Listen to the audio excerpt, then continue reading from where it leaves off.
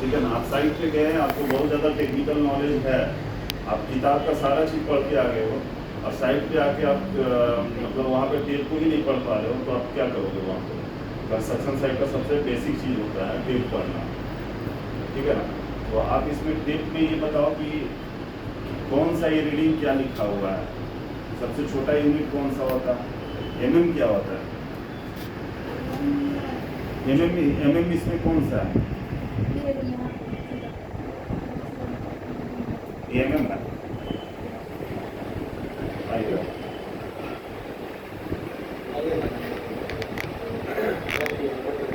थोड़ा सा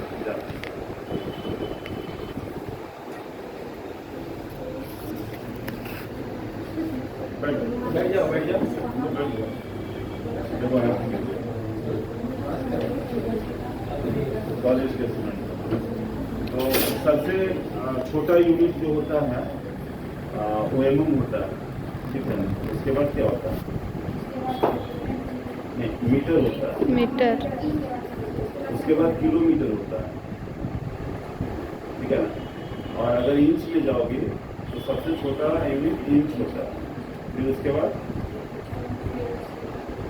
सेंटीमीटर नहीं होता, वो दूसरा फीट होता है, फीट होता है, इंच होता है, फीट होता है, ठीक है ना। और एमएम में हो गया, इंच में हो गया, और सेंटीमीटर पहला सबसे छोटा यूनिट होता है।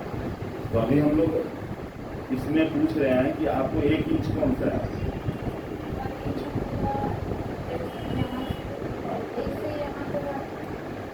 ठीक है आप सही बता रहे हो। ये वो एक इंच नहीं है, आपका फिंगर जहाँ पे है वो एक इंच है, 2 इंच कौन सा है, 2 इंच, 3 इंच, हाँ, और 4 इंच, और 1 फीट। 1 फीट में कितना इंच होता है,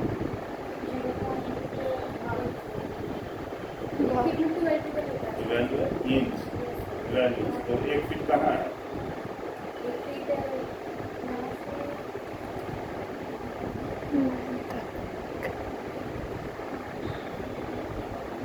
अरे वो कैसे होगा, एक इंच, 1 फीट में 12 इंच होता है, तो आप 1 इंच इसको बता रही है, 2 इंच इसको बता रही है, 3 इंच इसको बता रही है, तो ये सब इससे यहाँ पे आएगा ना, 1 फीट ये देखो यहाँ पे, ठीक है ना। और नीचे वाला जो है वो सब एमएम में है, ठीक है। ये जो सबसे छोटा है वो एमएम में है, 1 mm, 2 mm, 3 mm, 4 mm, 5 mm। इसके बाद ये 10 mm है, ठीक है ना।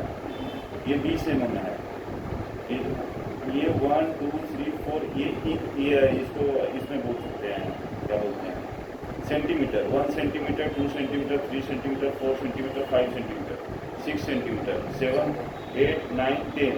और ये हमारा जो है सबसे छोटा यूनिट ये mm में है, इसको हम लोग 10 mm पढ़ेंगे, इसको 20 mm पढ़ेंगे, इसको 30 mm, 40 mm, 50 mm, 60 mm, 70 mm, 80 mm, 90 mm, ये 100 mm, ठीक है ना। तो मीटर क्या होता है,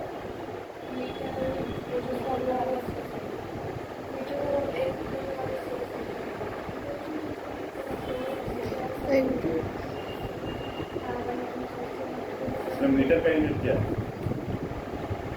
थोड़ा पीछे का, 1 मीटर कहाँ लिखा होगा, कितना फीट बराबर 1 मीटर होता है। बाकी लोग को भी कैमरा दिख रही है, बाकी लोग को भी कैमरा दिख रही है, वो घुमा कर। ये आपने पढ़ लिया, देखिए कितना फीट बराबर 1 मीटर होता है। अभी अगर हम बोलेंगे कि इस रूम का टेपिंग करिए क्या सही है, तो आप टेपिंग कर लोगे, मेजर कर लो, इस टेबल का मेजरमेंट बताओ तो क्या है सही। हमको आप क्या में बता रही हो, इंच में बताएगी कि एमएम में बताएगी या फीट में बताएगी, क्या मतलब।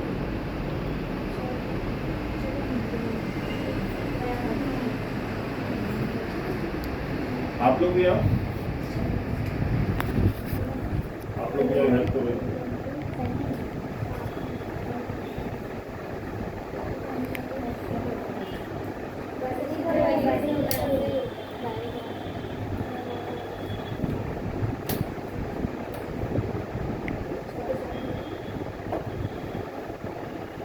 पहले फिट में बताओ कितना फिट।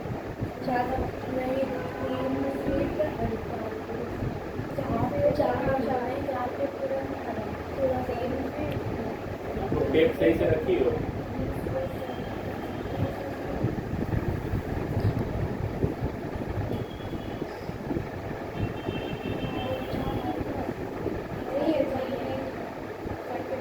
कितना है तो बताओ। देखो अभी हम लोग बताए थे ना, ये वाला यूनिट को क्या पढ़ते हैं, इंच, ठीक है ना। तो अभी यहाँ पे कितना इंच आ रहा है, 48 इंच, ठीक है, 48 इंच, ठीक है। और इसके जो आगे वाला पार्ट होता है, वो जो लाइन है, उसको सूता में हम लोग पढ़ते हैं, ठीक है ना। छोटा यूनिट है, ठीक है ना। तो 48 इंच मैंने 4 फीट से कम है, तो कितना लाइनिंग यहाँ पे दिख रहा है, 48.2, ठीक है ना, 48.2। इसको हम लोग साइड पे, इसको हम लोग बोलने की भाषा में इसको सूता बोलते हैं, छोटा यूनिट को सूता में। सूता किसको बोलते हैं, धागा को, धागा। तो एक धागा का जो यूनिट होता है वो सबसे छोटा यूनिट होता है, समझे ना।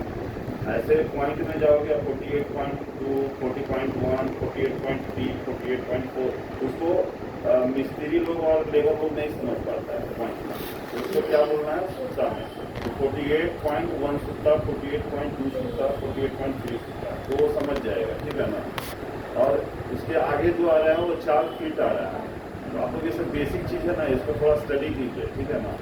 बेसिक चीज़ होता है, सर्वे वगैरह तो आप लोग को नहीं पढ़ाया गया ना।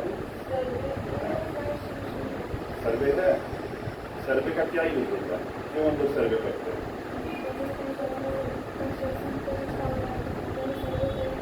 सर्वे से क्या आइडेंटिफाई करते हैं। मान लो कि हम किसी लैंड के ऊपर आप लोग को खड़ा कर देंगे, ठीक है, और हम बोलेंगे कि हमको इस एरिया में हमको एक कंस्ट्रक्शन करना है, ठीक है ना। 40 बाई 100 फीट में हमको कंस्ट्रक्शन करना है, ठीक है। एक रेफरेंस पॉइंट दे देंगे हम आपको, ये जैसे मान लो ये प्लॉट है, ये बहुत बड़ा प्लॉट है, और हम यहाँ पे ले जाकर आपको खड़ा कर देंगे, और हमको बोलेंगे कि यहाँ पे ये मेरा एक पॉइंट है, हमारा एक पॉइंट है, इस पॉइंट से हमको 40 बाई 100 का एक प्लॉट हमको काट के दो, और वहाँ पे हमको कंस्ट्रक्शन का एरिया करना है। तो आप क्या करोगे, उसमें सर्वे करोगे, सर्वे करोगे, इसका रिफरेंस पॉइंट से आप मेजरमेंट करोगे। ये जो मेजरमेंट करने का जो प्रोसीजर है, उसी को हम लोग सर्वे बोलते हैं, ठीक है ना। और इसमें आप लोग को टोटल स्टेशन का यूज होता है, ऑटो लेवल का यूज होता है। ऑटो लेवल क्या होता है, ऑटो लेवल का क्या यूज होता है, पढ़े हो, सब पढ़े हुआ है, क्या मेजर करते हो,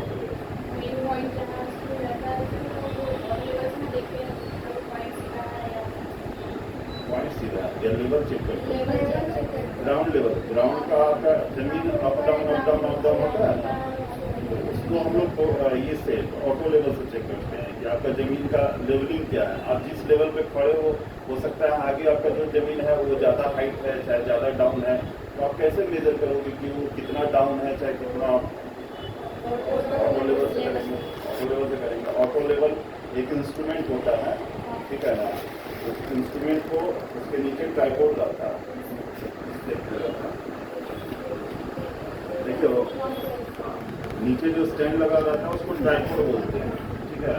और ऊपर जो सेट किया जाता है, जो जिसको दूरबीन जैसा देखते हैं, उसको हम लोग क्या बोलते हैं, ऑटो लेवल बोलते हैं, ठीक है। तो ऑटो लेवल को हम लोग वाटर लेवल रहता है, उसमें भी आप देखोगे वाटर लेवल रहता है। उसको सेट करोगे, सेट करने के लिए नीचे प्लम लगा हुआ रहता है, प्लम को सीधा करना है और ऊपर देखना कि वाटर लेवल जो सेंटर में आ जाएगा, तो आपका टोटल ये ऑटो लेवल है जो 0 पे करेक्शन पे वो सेट हो गया है। और उसके बाद आपको जो लेवल चेक करना है, जिधर करना है इधर करना है, लेफ्ट में तो लेफ्ट में घुमाएंगे, राइट में देखना है तो राइट में घुमाएंगे, फ्रंट में देखना है तो फ्रंट में देखेंगे, बैक में देखना है तो उसको घुमाते रहेंगे। अगर हमको स्टेशन चेंज करना है ऑटो लेवल का, तो हम उसके लिए क्या करते हैं, आप किए हो क्या कॉलेज में, नहीं किए हो, उसमें जो स्टेशन चेंज करते हैं ना, तो मान लीजिए हम यहाँ पे ऑटो लेवल को सेट किए, ठीक है। अब हमको 200 मीटर आगे हमको इसको शिफ्ट करना है, यहाँ से शिफ्ट करना है, तो डायरेक्ट उठा के हम शिफ्ट करके डायरेक्ट लेवल नहीं लेंगे, ऐसा नहीं होता है। उसका फॉर्मूला होता है, उसको हाइट ऑफ इंस्ट्रूमेंट HI निकालना पड़ता है, ठीक है ना। तो बैक साइड निकालना पड़ता है, फोर साइड निकालना पड़ता है, पढ़े हो ना। हो जाएगा। तो ये सब चीज़ आपको को नॉलेज है। नहीं फर्स्ट सेमेस्टर में सब पढ़े हो गया। बढ़िया। और ये टोटल स्टेशन भी छोड़ देते हैं।